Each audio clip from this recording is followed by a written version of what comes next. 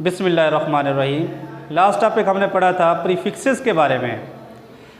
Prefixes के बारे में हमने पढ़ा था कि ये ऐसे वर्ड्स या लेटर होते हैं जो ऐसा यूनिट से हम पहले लिख देते हैं। किसी भी स्मॉल वैल्यू या ग्रेटर वैल्यू को लिखने के लिए SI यूनिट से पहले जो भी हम लेटर लिखते हैं या वर्ड्स लिखते हैं, हमने उसको प्रीफिक्सेस का नाम दिया था। उससे ही रिलेटेड एक टॉपिक है साइंटिफिक नोटेशन। अब साइंटिफिक नोटेशन में भी हम उन स्मॉल वैल्यूज़ या स्मॉल नंबर्स को या जो ग्रेटर वैल्यूज़ हैं उनको इंतहाई आसान तरीके में लिखने के लिए जो भी तरीक़ेकार अपनाया जाता है, हम उसको नाम देते हैं साइंटिफिक नोटेशन का। अगर हम इसकी डेफिनेशन देखें कि इसकी डेफिनेशन क्या बनती है, डेफिनेशन में वो कहते हैं साइंटिफिक नोटेशन, इसमें एक नंबर को ज़ाहिर किया जाता है, एक्सप्रेस किया जाता है एज सम पावर ऑफ 10, यानी कि 10 की पावर के साथ ज़ाहिर किया जाता है और उसको फिर एक नंबर के साथ, यानी कि वो नंबर क्या हो सकता है, बिटवीन 1 and 10, यानी कि 10 की पावर को 1 और 10 के दरमियान किसी भी नंबर के साथ मल्टीप्लाई करके लिखा जाता है। तो ऐसे तरीक़ेकार को हम नाम देते हैं साइंटिफिक नोटेशन का। और आम तौर पर ये भी वेरी लार्ज नंबर को ज़ाहिर करने के लिए या वेरी स्मॉल नंबर को ज़ाहिर करने के लिए हम साइंटिफिक नोटेशन का तरीक़ेकार अपनाते हैं। मिसाल के तौर पर ये हमारे पास एक वैल्यू बताई हुई है कि distance of moon from the earth, यानी कि चाँद का ज़मीन तक का फासला कितना है, वो है 3,84 लाख के बराबर है। अब अगर इसी को हम साइंटिफिक नोटेशन में लिखना चाहें, साइंटिफिक नोटेशन में कैसे लिखा जाएगा, इसके हवाले से हम कुछ एग्जांपल भी करेंगे। सबसे पहले हम इसी को डिनोट करते हैं कि 3,84 लाख को साइंटिफिक नोटेशन में कैसे लिखा जाएगा।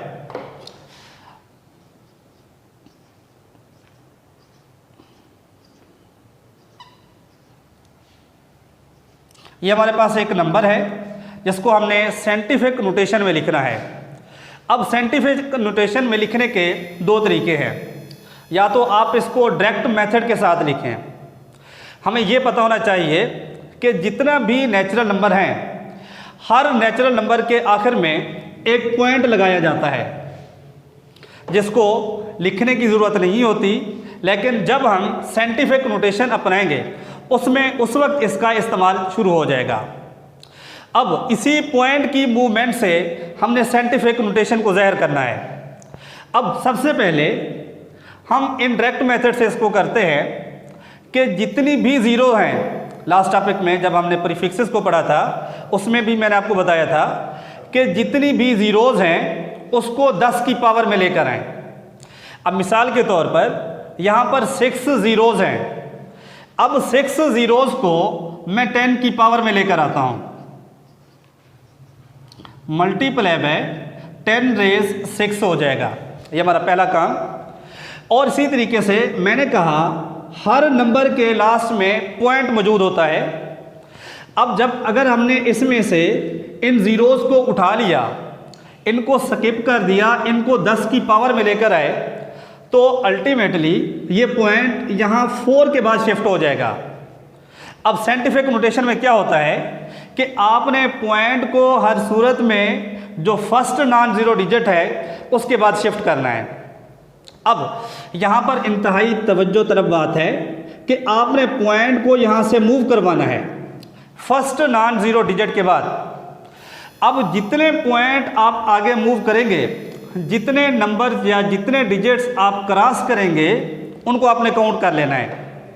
फ़र्ज़ करें यहाँ फर्स्ट नॉन ज़ीरो डिजिट तक पहुँचने के लिए हमने 2 डिजिट्स को क्रॉस किया है, यानी कि 4 और 8 को।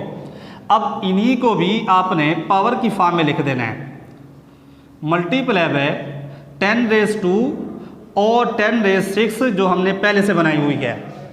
अब लास्ट स्टेप में आप क्या करेंगे, बेस जब सेम हो तो उनकी पावर को ऐड कर दिया जाता है। यहाँ हमारे पास 10 वाली पावर्स हैं, इनको मैं लिख देता हूँ। तो ये बन जाएगा 3.84 मल्टीप्लाई बाय 10⁻⁸ हो जाएगा।